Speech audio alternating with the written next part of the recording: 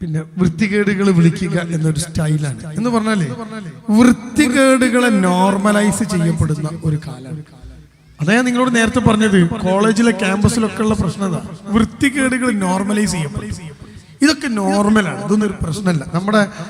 നമ്മളൊക്കെ പഠിച്ചിരുന്ന നമ്മുടെ കാലത്ത് ഇതൊക്കെ ഒരു വൃത്തികേടായിട്ടും തെമ്മാടിത്തവുമായിട്ടും കണ്ടിരുന്ന ഒരു കാലം. പക്ഷെ ഇപ്പൊ അത് വൃത്തികേട് നോർമലൈസ് ചെയ്യപ്പെടുക. ഇപ്പൊ നമുക്ക്, ഞാൻ പറഞ്ഞത് ഇതിനൊക്കെ പരിഹാരം എന്താ? നമുക്ക് ചെയ്യാൻ പറ്റിയ ഒറ്റ കാര്യം. ആ കാര്യം എന്താ? നമ്മുടെ കുട്ടിയെ ഇതിൽ നിന്ന് രക്ഷപ്പെടുത്തി എടുക്കുക എന്നുള്ളതാണ്.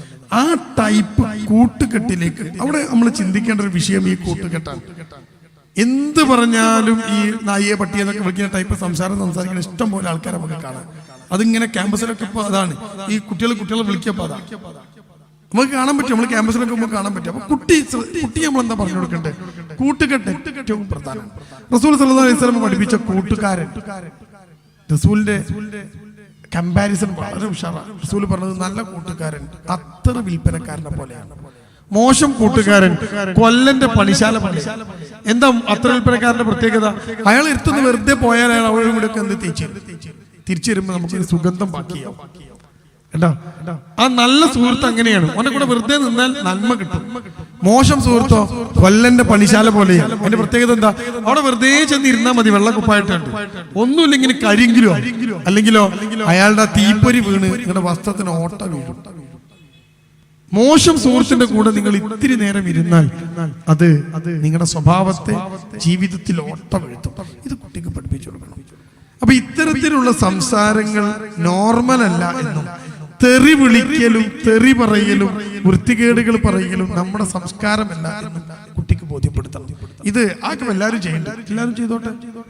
അപ്പൊ നമ്മൾ ചെയ്യേണ്ട പണി എന്താ? അതാ ഞാൻ നേരത്തെ ഇങ്ങോട്ട് പറഞ്ഞത്. നമ്മുടെ ദീന് ഇതിനൊക്കെ വ്യക്തമായിട്ട് എതിർത്തിട്ടുണ്ട്. തെറി വിളിക്കാൻ പാടില്ല, വൃത്തികേട് പറയാൻ പാടില്ല. കുട്ടിക്ക് പഠിപ്പിച്ചു കൊടുക്കണം. അത് ചെറുപ്പം മുതൽ തന്നെ കുട്ടിക്ക് ഉണ്ടാവേണ്ട ശീലാണ്. നിങ്ങൾ ആലോചിച്ച് നോക്ക്, തെറ്റുമ്പം തെറി പറയുക എന്നത് ആരുടെ ലക്ഷണ? മുനാഫിക്കിന്റെ ലക്ഷണം. ഇതൊക്കെ അറിയാതെ പോകുമ്പോഴാണ് കുട്ടി ഇത്തരത്തിൽ ഇതൊരു നോർമലായി.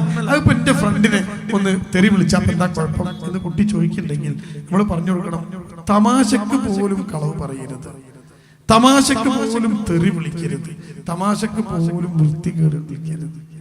ഉണ്ടോ? ഇരട്ടപ്പേര് വിളിക്കുക നമ്മളെ ക്യാമ്പസുകൾക്കൊക്കെ ഉള്ളതാ. ഒരു ചെറുക്കൻ സങ്കടത്തോടെ പറയുന്നുണ്ട്, അവന്റെ പേര് നവാസ്.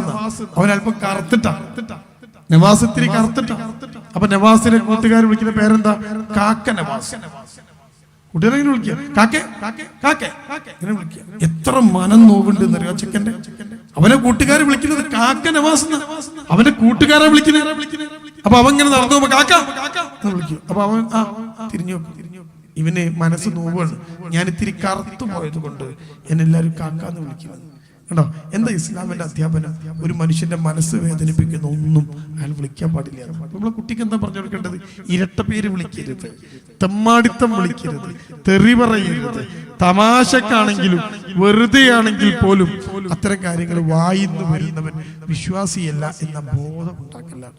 അത് ചെറുപ്പം മുതൽ ഉമ്മയും ബാപ്പയും ഒക്കെ വളർത്തി വലുതാക്കുമ്പോൾ മുതൽ അതിങ്ങനെ പറഞ്ഞ് പഠിപ്പിക്കണം. കണ്ടോ? അപ്പൊ മാത്രമേ ക്യാമ്പസുകളുടെ ഇത്തരം തിന്മകൾക്കെതിരെ നമുക്ക് നടക്കാൻ പറ്റുള്ളൂ. ഇനിയോ ഒരു കാര്യം കൂടി ഇതിന്റെ കൂടെ ചെയ്യാനുണ്ട്. അതെന്താ? ഇസ്ലാമികമായ കൂട്ടം. ഇപ്പോ വിസ്ഡം സ്റ്റുഡൻസ്, അതേപോലെ തന്നെ ഒരു പള്ളിയുമായി കേന്ദ്രീകരിച്ചുള്ള കാര്യങ്ങൾ. നിങ്ങൾ ചുരുക്കിയൊരു സാധനം പറയാം. മക്കള് രാവിലെ സുബൈക്ക് പള്ളിക്ക് വരികയാണ്. സുബൈക്ക് പള്ളിക്ക് ഒരു പള്ളിക്ക് സുബൈക്ക് വരുന്ന കുട്ടികളുടെ ഒരു ഗ്രൂപ്പ് ഉണ്ടാക്കുന്നുണ്ട്. നോക്ക് നിങ്ങൾ, അതൊരു വല്ലാത്ത ഗ്രൂപ്പായിരിക്കും. സുബൈക്ക് പള്ളിക്ക് വരുന്ന കുട്ടികളുടെ ഒരു ഗ്രൂപ്പ്. ഓരോ സുബൈയും കഴിഞ്ഞാൽ ഒരു കളിക്കാനൊക്കെ പോയി, നടക്കാനൊക്കെ പോയി, ഒരു തിരിച്ചു വീട്ടിൽ കയറിയാണ്. നിസ്കരിക്കുന്ന കുട്ടിയുടെ ഗ്രൂപ്പ് നല്ല ഗ്രൂപ്പായിരിക്കും. അപ്പൊ ഇത്തരത്തിലുള്ള കോക്കസുകളെ, ഗ്രൂപ്പുകളെ നമ്മൾ ഉണ്ടാക്കി കൊടുക്കണം.